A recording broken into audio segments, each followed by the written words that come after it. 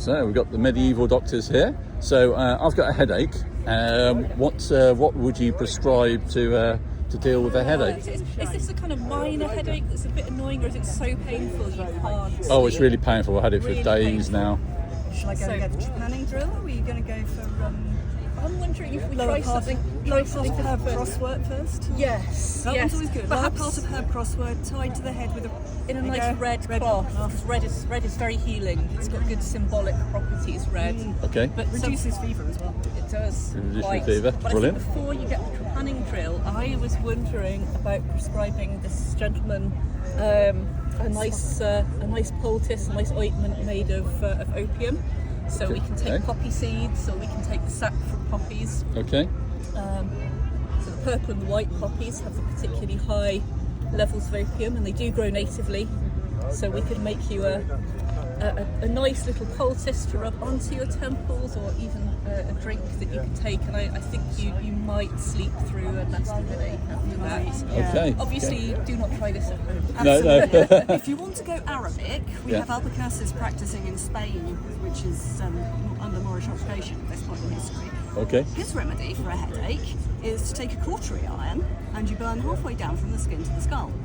If the patient does not recover quickly and is still in pain, you continue burning right the way down to the skull. He claims a very good success rate because nobody ever comes back for the second.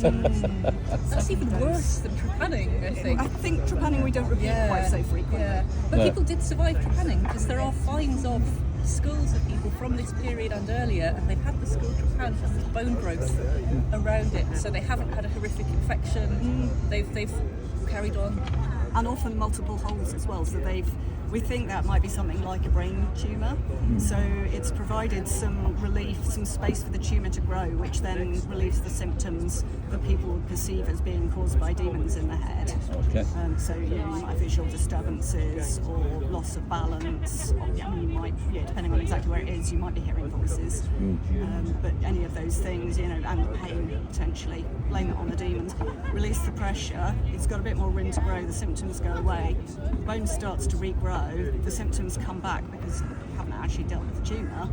You drill another hole, and there are skulls with like 6 or 7 holes in. Basically telling that story. People have obviously found it's helped and come back for another go, and have partly recovered in that time.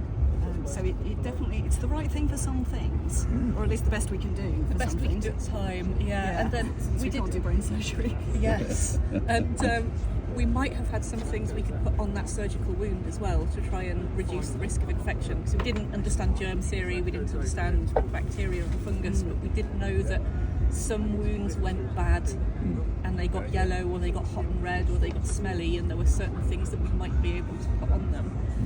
So you've got at least one of them on I here. have several here, so if you'd like to have a guess what this is, have a smell if you like. Is that vinegar of some kind?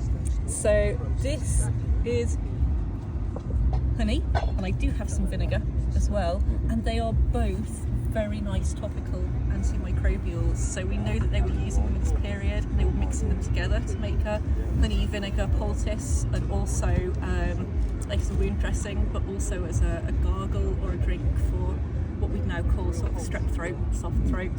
And both honey and acetic acid from vinegar are standard of care in modern medicine for certain types of infected wounds. So if you're unlucky enough to get burn infection and it has drug-resistant Pseudomonas bacteria in it, what the wound care team will do is they will soak bandages in acetic acid, put that on. So while we can't say things were definitely working exactly the way they wanted in this period, they were using some things that seemed rational. The really interesting thing is they combined the honey and the vinegar an awful lot.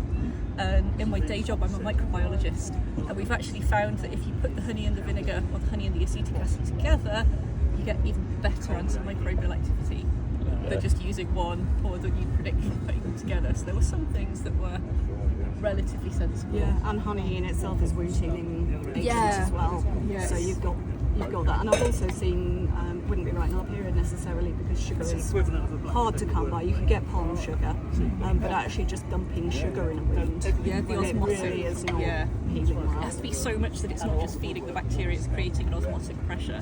But yeah, honey's really interesting because it has that effect. It sloughs off the dead skin and dead cells to promote the wound healing, and it also has something in it which will directly kill bacteria, and that varies between the plants it's made from. So a lot of honeys contain a molecule called methyl glyoxal, which is antimicrobial. That's what Manuka honey has in, and some honeys have a peroxidase enzyme from the bee. So when you mix them with water or wound exudate, they produce peroxide and sterilise the wound. Great. So a few options there for dealing with my headache. A few options Absolutely. there. Some of them more sensible, more likely to Be well received by the patients, shall we say? So we like to show that some of the things that they were doing this period were perhaps rational, maybe based on some sort of empirical knowledge that things work. Not everything. So if, for instance, you had eye ache as part of your headache, one of the remedies for painful eyes is to pluck out the eyes of a live raven, put them in a bowl of water and hold them against the patient's neck. And it's supposed to feel better. So these aren't real raven's eyes, these are taxidermy eyes.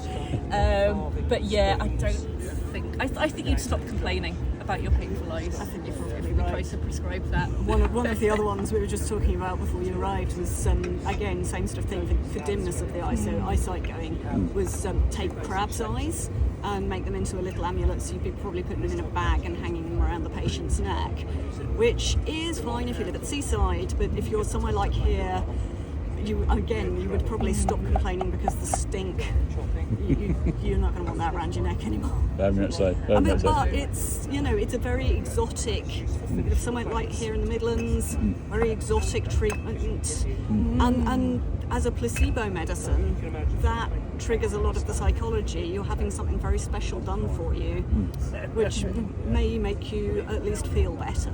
It's not going to fix the actual underlying problem, but there's There you go. interesting psychology to it. That's great. Well, thank you very much, Thank both. you. And a pleasure. my headache's already feeling better. Marvellous. Really felt. Take care. Thank you.